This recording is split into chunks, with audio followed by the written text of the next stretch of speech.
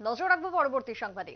বুধবার থেকে শুরু তিপ্রা মথার আমরণ অনশন এবং বড়মুড়ার হাতাই কতরে অনশন মঞ্চ থেকে মথার প্রতিষ্ঠাতা প্রদ্যোৎ কিশোর দেববর্মনকে দিল্লি থেকে ডাক এবং পরবর্তীতে তিনি ছুটে যান অনশন মঞ্চ থেকে দিল্লির উদ্দেশ্যে পাড়ি দেন, রওনা হন এবং সেই জায়গাতে অনশন ধর্মঘট বা এই আন্দোলন জারি থাকবে, চলবে বলেই ঘোষণা দেওয়া হয়েছে মথার পক্ষ থেকে। আজকের বড়মুড়ার হাতাই কতর যে জায়গাতে তাদের অনশন চলছে, সকাল থেকেই শুরু হয়ে যায়। অনশনকে কেন্দ্র করে দূর দূরান্ত থেকে তিপ্রা মথার কর্মী সমর্থকরা ছুটে আসে, সামিল হয় এবং তার পাশাপাশি যতক্ষণ না পর্যন্ত দিল্লি লিখিত দিচ্ছে, অর্থাৎ তাদের যে দাবি রয়েছে সাংবিধানিক সমাধান, সেই সমাধান যতক্ষণ না পর্যন্ত লিখিত তারা পাচ্ছে ততক্ষণ পর্যন্ত এই আন্দোলন জারি থাকবে বলে বিরোধী দলনেতা অনিমেষ দেববর্মা জানিয়েছেন। বিরোধী দলনেতা অনিমেষ দেববর্মার আজকের কি বক্তব্য উঠে এসেছে অনশন ধর্মঘটের মঞ্চ থেকে, শুনুন।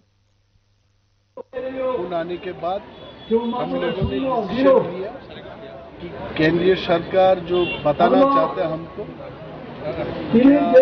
क्या होना चाहिए, क्या चीज पे बात होंगे, सब कुछ अभी जाके बात होगा। जो एग्रीमेंट साइन करने वाले थे शायद उसके बारे में केंद्रीय सरकार की हमसे बात करेंगे। अभी जाकर के देखेंगे हम लोग, और निश्चित तौर पे अभी कुछ बोलने का स्थिति में नहीं हूँ। दिल्ली से आने के बाद ही हम लोग बोल सकते हैं कि ये मूवमेंट और कितना हमको करना चाहिए और कितना करना पड़ेगा। कॉन्स्टिट्यूशनल राइट्स हमको मिलना है।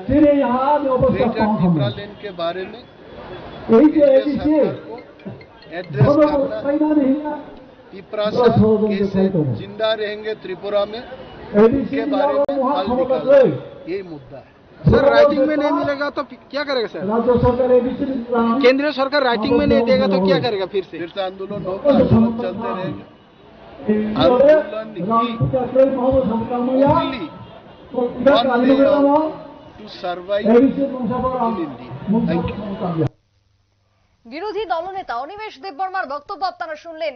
তিপ্রা মথার বক্তব্য বা যে দাবি রয়েছে সাংবিধানিক সমাধান, সেই সমাধানের দাবি যতক্ষণ না পর্যন্ত লিখিত আকারে আসছে ততক্ষণ পর্যন্ত তারা এই ধর্মঘট, এই আন্দোলন জারি রাখবে বলে হুঁশিয়ারি দেওয়া হয়েছে মথার পক্ষ থেকে। বিরোধী দলনেতা এমনটাই জানিয়েছেন সাংবাদিকদের। ছোট্ট বিরতির পর ফিরছি, সঙ্গে থাকুন।